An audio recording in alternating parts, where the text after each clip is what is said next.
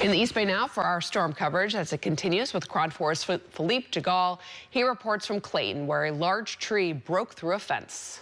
House calls for Dustin Warner ramp up when strong winds kick around trees vulnerable to falling in saturated soils. Whenever we see conchs like that, they only grow on decayed wood. Warner is a certified arborist and has owned and operated Warner Tree Experts in the East Bay for 22 years. South wind pushed a big limb off this old eucalyptus tree. Colton Rogers called Warner for an evaluation Thursday morning after the limb separated from the eucalyptus tree overnight. My wife was mentioning last night, hey, I'm worried about that tree, but the kids' room's right there. But I said, oh, don't worry, the wind's blowing the other way. And sure enough, she was right. Something happened, but at least it blew away from the house. You can see here, this is new tissue.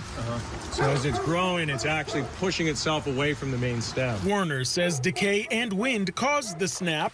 He adds eucalyptus trees struggle in storms, even those that are properly maintained. They're like a big glob, so the wind can't really blow through them. And even if you prune them to reduce the wind sail, they sprout back so fast, almost annually. So they're very hard to combat. Colton Rogers just grateful no one was hurt. The only damage was to the fence, which can be replaced. Just look out for hazard limbs. If you have a big tree that looks like it's unstable, definitely stay away while it's super windy out and call out the professionals to take a look. Because identifying trouble before it's too late can save you in more ways than one. In Clayton, Philippe Jagal, Quad 4 News.